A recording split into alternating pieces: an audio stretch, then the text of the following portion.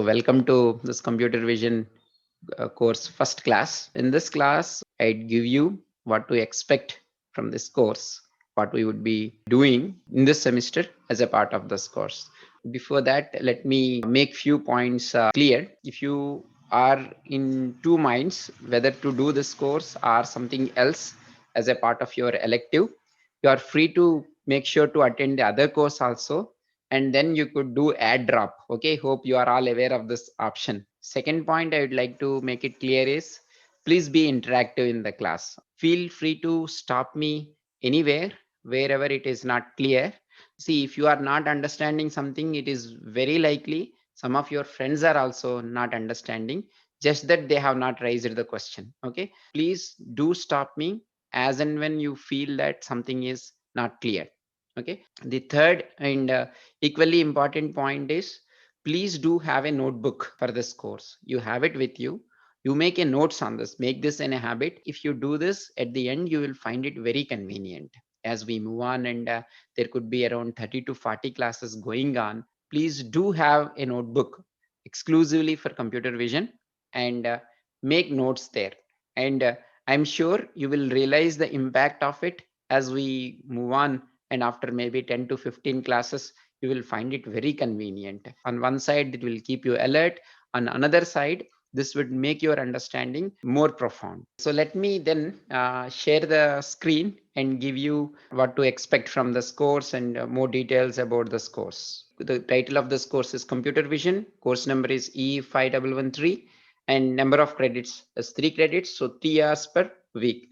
We have classes on Monday, Wednesday and Thursday, and every week Monday class is at 10 a.m, Wednesday is 9 a.m, Thursday is on 11 a.m. For this course, I have two students to assist me. One is Sindhura. She's a PhD student working with me, and another student is Santan.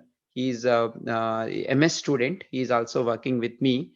They have directly or indirectly working with computer vision. So, and then they have of course have done this course as well. Let me first tell you the books that I would be following for this course. This content is not taken from just a single book. It has been taken from various textbooks. Okay, I would be giving you reference to some of the books here. One very famous and very nice book is this, and also publicly available book is Computer Vision, Algorithms and Applications. And this book is written by Richard Cizelski. And this book is available online for you. And another nice book for computer vision, very classical book, is Forsyth and Ponk, Computer Vision, A Modern Approach. So this is another book that I would be following. And for few topics, I would anyway mention as and when those topics would come. This also is available online, is Fundamentals of Computer Vision by Professor Mubarak Shah. And this also has a component of digital image processing. So for that, I would be following this digital image processing book written by Gonzalez and Woods. Again, this is a very popular book for image processing. So some parts, particularly when we are talking about image enhancements or image denoising, you would see that some content will be taken from this book. And then you have nice online courses available also to learn them. Like for example, computer vision course, Professor R. N. Bobik, that's a very well taught course. Okay, so some content or some topics would be coming from that course. And then I did couple of courses on computer vision, introduction to computer vision and selected topics in computer vision at EPFL with Professor Pascal Fua, the second person here. And few lectures you would see are inspired from Professor Mubarak Shah. Then before talking about the syllabus, let me clarify that this course has nothing to do as such with machine learning. Okay, no machine learning will be taught in this course. If any of you are hoping that machine learning concepts for computer vision will be taught in this course, you are in a wrong place, at least for now. Okay, this course would rather deal with the classical or fundamental methods for computer vision. That's what this course would be dealing with. As such, there will not be any machine learning involved here. We will not be discussing about anything about artificial intelligence. We will not be discussing anything about machine learning. We will not be discussing anything about deep learning. This is not the course for any of them. This is an introductory course in computer vision. But of course, as you move on later, you would notice that the features that you will be feeding to your machine learning or deep learning would require a sound understanding of computer vision. This would give you the basis required to understand things in a better way, and then you come up with a better models. That's what it could perhaps help you with. So anyone have any questions or comments here? Will be having some programming parts? Yes, programming part will be very much there. There won't be any programming assignments based on machine learning and deep learning, but this will be having good number of programming assignments. I'll be telling you about it in more detail in the next slide after discussing about the syllabus outline. So in that case, like whatever thing we learn in this course, can we like let's say if we have any basic understanding of ML, is it possible for us to try it out and extend these on our own? Like, Yes, very much use possible. it. Very much possible. See, for example, we will be talking here about, let's say, the problem of edge detection. We will be talking here about the problem of segmentation. We will be talking here about the problem of optical flow. We'll be talking about stereo. All these methods, if you see all the recent developments, their machine learning based, deep learning based approaches are very much there. So once you understand the problem clearly here, and once you understand what are the intuitive classical features or handcrafted features, if you call it, first you should see if the problem can be simplified and solved effectively using the features that are more suitable, which we intuitively as a human also would be using it, and that making sense. So that should be the first place to go. And after that, deep learning will anyway help. There is no doubt about that. And if you look at all the recent developments in computer vision, the problem set of problems to be solved would more or less remain same. You want to detect objects, you want to track objects, you want to segment objects, you want to register one object to the similar object, you want to get 3D height of the object. These are all the problems that would remain same, but the approaches you would be using a combination of the conventional approaches and deep learning based approaches. So if you have the good understanding of it, you could always extend it. It's just that if we mix everything up here, you will not get the fundamentals right. And in a 3 credit course, it is not possible to cover the entire thing. So this course is primarily, that's the reason, is yeah, instead of primarily, I would say solely focused on the fundamentals of computer vision. But having said that, if you understand this, this would serve as a very good basis later for you to come up with any you learn in another course, deep learning, and then you could nicely apply those methods here.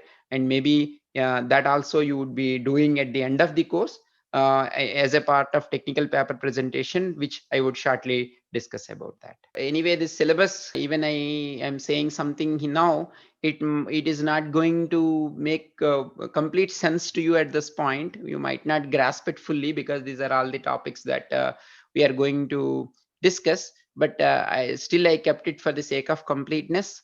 And also later you could come back to the slide and see where we are and what are the topics that we have covered and what are that we are going to cover. So that's the reason, primary reason I kept this slide here. We would be starting with an introduction to computer vision, and also then we also have a vision, right? The human vision, to appreciate how good it is or how bad it is, to regret or to look or to appreciate how good is the computer vision that we developed, or to appreciate how good is the human vision that we possess. That's something we would be discussing. There are some image processing techniques that you would require. That's something we would initially cover. Then edge detections we would do. Then some parametric approaches for computing the edges is what we do.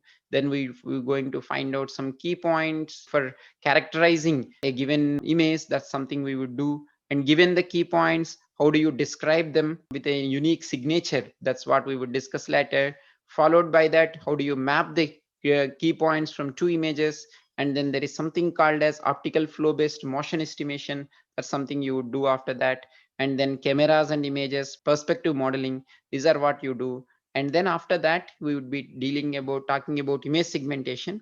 In that, I plan to cover active contour based image segmentation, graph cuts based image segmentation. These are two sets of frameworks for segmenting the image. Then I would talk about getting the 3D shape from 2D images. That's shape from stereo. That's what I would cover. And then there is some other class of techniques, methods are there, which would give you the shape from a structured light. So that's what I would like to broadly cover in this course. We will come back to that slide after we have some brief discussion about computer vision so that you would be able to comprehend this much better. Okay. By the time we come to midsum, we would be covering around seventh topic or something like that is what the plan is. Anyway, I'll come to that a little later. So this is probably the slide you are looking for mainly. We will be having a midterm exam for this course, and I plan to give good number of programming assignments for this course. And then there will be also technical presentation component will be there, and then there is a final exam. The midterm exams, as you have noticed probably from the academic calendar, would be there from March 9 to 16. Okay, so roughly half the way. So final exam is from May 7th to 18th. Okay, so half the way it is there. What I plan to do is I would give 20% of weightage to the midterm. Final exam would be 40%. So that's covers to exams would cover to 60%. And then I plan to give maybe anything around 4 to 6 assignments. All these assignments would be programming assignments. And this would contribute to, all these assignments put together would contribute to 25% of marks. And then I will also, in the next slide itself, I will give you references to some of the very good journals and conferences in the area of computer vision. I want you to pick some recent publications, papers from these publications or these journals and conferences, and understand that, present that, and also preferably implement that and demonstrate how it works on a data sets available, publicly available data sets. This is what would constitute to 15% of weightage. It is not mandatory that you would reproduce the results by implementing the code, but if you do that, I would give perhaps additionally a bonus of 5 marks. Okay, if you are able to implement, so you pick up something and not just implement, also reproduce the results, you might have a bonus of, you will be given a bonus of 5 marks there, 5% of marks there. But this technical presentation also would constitute to 15% of marks. So you could team up as well here, but not more than 2 students per team. That means you could team with just one more if you want. And this also, you are encouraged to find out on your own some paper. Okay, we will help you with in maybe if you come up with 2 3, and if you want to help you with figuring out which one to go for, that's something I myself can help, and teaching assistants also could help you with. So if you, by no means, if you are if you are not able to find out anything on your own, that's the last resort, then we would give a ask you to choose from a set of papers that we pick ourselves. Okay, this is the technical paper presentation. It will be there for 15% of weightage will be there for this technical presentation. And this programming assignments are concerned, we will anyway discuss in more detail a little later by the time we are giving you the first assignment. But this could be, for example, you could do it in Python. I think I would recommend all of you to do it in, I think, Python notebook or something is there, which most of you, the guys, are doing right now. So you will get programming, you would see now in all placements, interviews, everywhere. Yeah, that's something becoming a key component. So take this as an opportunity to learn programming in Python. That's what I would recommend you. And of course, otherwise you could do in MATLAB. But anyway, MATLAB you would be doing in other courses. So my recommendation would be to do it in Python. Okay. And then if you cannot do it in Python for some valid, genuine reasons, then let us discuss that case by case. Otherwise, I want you all to take this as an opportunity to do it in Python. By the way, the level of complexity of programming that you need to learn for doing this is very minimal.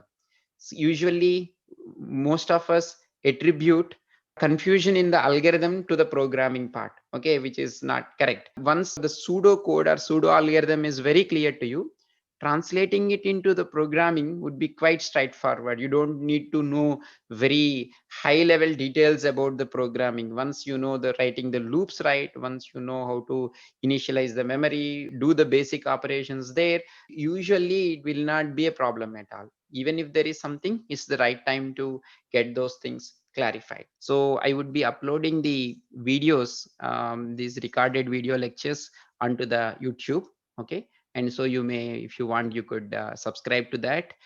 You would get it right away then, or else it's up to you. You could see it also later. The links will be anyway be there on the Moodle page. Okay, so there are two approaches essentially I have been trying with so far after this online course has started. One approach I am trying is to pre-record the video lectures and then upload them and reduce the number of classes from 3 to 2, and then discuss about those video lectures, and then maybe add few more points here and there as and when required, and then if you have any doubts then to clarify them. That's one way. Another approach for some of the courses, in particular computer vision last time I followed, is in fact we would be right away giving you the lectures here, and then of course we would be recording it, and maybe some minimal editing if required we'll be doing on that, and then we will be uploading them into the YouTube. So these are the two approaches I see now, each one having its both pros and cons. On one side, pre-recorded video lectures would be very crisp, okay, the time to follow it would be less. On the other hand, what I feel is when we are doing it in this manner, students are tending to postpone viewing them, hoping they would see in the end.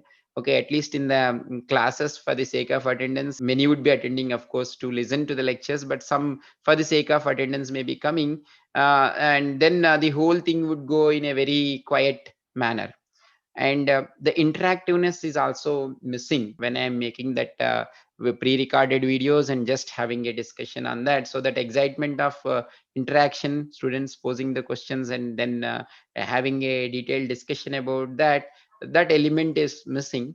So what I plan for this course is I'll begin with having the lectures delivered online as and when we are having these classes on Monday, Wednesday and Thursday, and let's see how it works.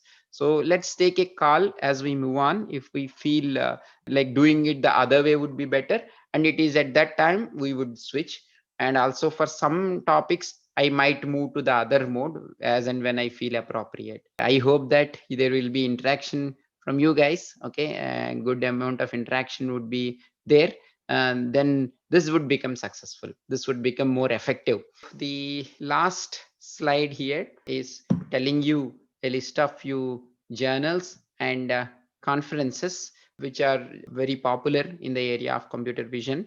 The first one being IEEE transactions on pattern analysis and machine intelligence. So this is commonly referred to as PAMI. You would find out very good contributions getting published in this journal. And then another equally good journal, if not better, is International Journal of Computer Vision, IJCV. This is also an excellent journal in computer vision. There are many other journals also. I'm not listing for now here, just for the sake of keeping it simple. Anyway, as we move on, I'll tell you a few more list of journals as we are approaching that a technical paper presentation. And unlike other fields in electrical engineering or other streams, the conferences are also of very high standard, and very good level of contributions would be coming from these conferences as well. In some cases, the conference publications are even rated more than journal publications. So one such conference in computer vision is ICCV, International Conference on Computer Vision. And another very popular conference is CVPR. This is also a very good conference, IEEE conference on computer vision and pattern recognition. Another one is ECCV. This is European Conference in Computer Vision.